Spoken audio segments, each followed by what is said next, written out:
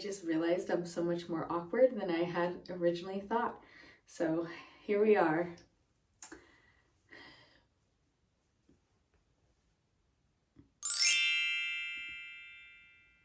Okay, I am recording this video about the things I liked and didn't like during my time in Slovenia. So I'll start with the things I liked. Most of my time was spent in what the Americans would say is bled, but I now know it's pronounced more like blade, which is much better than bled.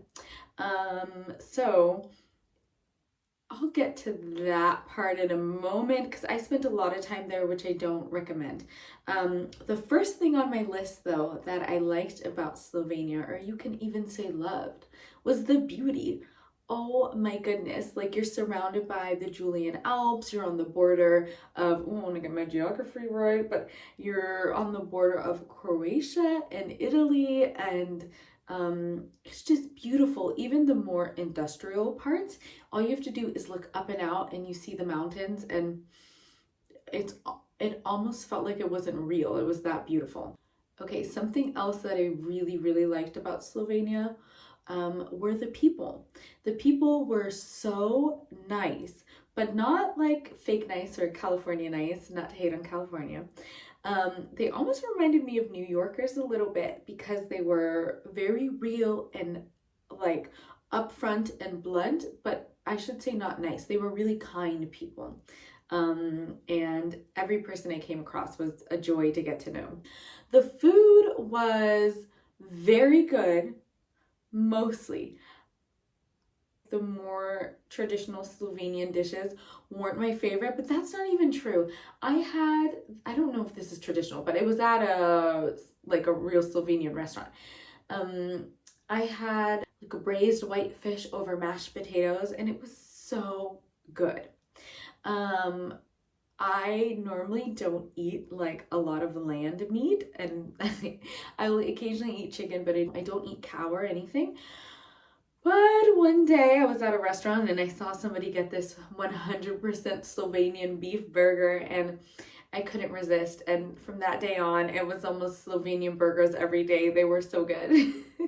One of my favorite things I had was this potato gnocchi with salmon in a hollandaise sauce, which I this whole time had thought hollandaise had mayonnaise in it, and I don't care for mayonnaise. It turns out it doesn't, and it's really good. I'm gonna say I loved about Slovenia was the ice cream. I'm gonna be a little controversial. I can't even say it. I'm gonna be controversial. Why is that so hard right now? Controversial.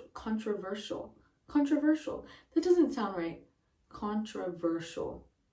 I am going to be controversial, and I'm going to say, oh, okay, I preferred the Slovenian ice cream over the Italian gelato. Oh, it doesn't feel right to say, but it's true. It's true. I don't know what to say. It's true.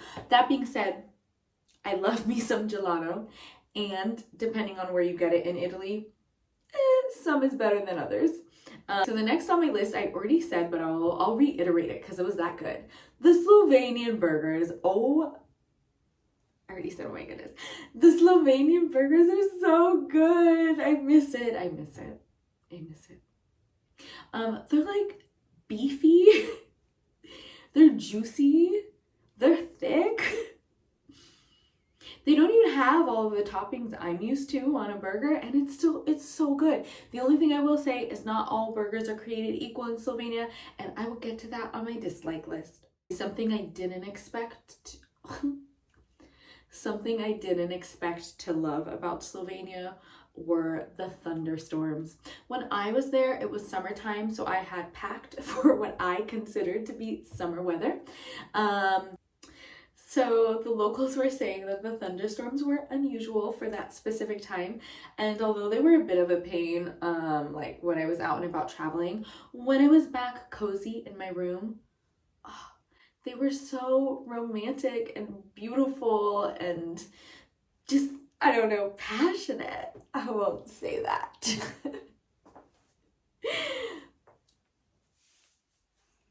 I guess it depends if you like storms or not, but I found them to be very, very comforting and they help me sleep. Okay, so the next thing that I really enjoyed about Slovenia is, of course, Lake Blade. It's so unbelievably beautiful. The pictures don't even do it justice.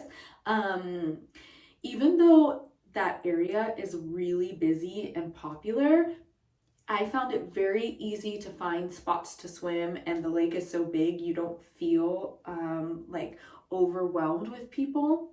But I will talk about the downside of it being popular on my dislike list, but definitely a must go to. I do recommend swimming in the lake. I do not recommend swallowing the water. Okay, and then the last thing on my list, although there's so many great things I could list about this place, but the last thing on my list of things I like is how like each town that I went to was so unique and had its own flavor. And I just found that to be really fulfilling. All around, Slovenia was just stunning. Like I said, each region or town was so unique. I got to go to one by the water, which reminded me of Italy. And I believe it had a higher population of Italians there. And some towns that felt so old and quiet and historic, and there's just lots to see there, especially if you're into history. I don't really know the history, but you could tell there was a history. Okay, it's fine. We're just gonna move on. So on to my dislikes. Take these with a grain of salt. This is just for me. I still recommend visiting Slovenia. So my first dislike is, well, I'm gonna start with the food. Okay, I know I had the food on my like list, but I also have it on my dislike list. Why? Well, for one, there were a couple places where I had ordered a burger and it even said beef burger, but I swear to you, it was a pig. This is like nothing against people that eat pig. I just don't eat pig, and I also don't expect my burger to be like a pig or taste like a pig or be the texture of a pig. And I found that to be disturbing, especially when I was so excited to get the big juicy beefy burger that I'm used to. So that's that. Okay, something that I really didn't love about my time in Slovenia, and this pertains to mostly where I was staying, is the prices.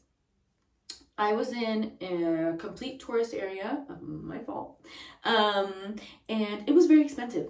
You could tell, you paid the prices for that. Okay, the next thing on my list says pig burgers. So I don't know what I was referring to before about the food above, but I don't know. Anyways, the pig burgers, wasn't a big fan. Like two things that I didn't like, which kind of combines into one, is where I was at, the town of Blade was very, very busy. Especially if you wanted to walk around the lake. It was full of people. Prior to going, I had pictured, oh, I'll ride a bike around the lake, and maybe I'll like read a book, which you can do. That part you can do, no problem. But it really is a constant influx of people. Walking around the lake was fine. You're still kind of like neck and neck with people, bumping into people. But I watched a lot of people get on bikes to only turn around to find that it was too busy and not worth the hassle of trying to, you know, squeeze your way through people every minute and a half. So that's something to keep in mind. Every day I felt like more and more people had arrived in that little town. But what I will say is, even though there was such a large amount of tourists and the spot isn't really that big, you can find lots of quiet moments, quiet streets, secluded spots. So in that way, the magic of Slovenia, of Blade, was preserved. The last thing, which I forgot to mention, was toboggan. I don't know, I think it's called tobogganing. And it's actually good I put at the end because it's on my like list and it's on my dislike list. I found it to be the most exhilarating, terrifying thing of my life.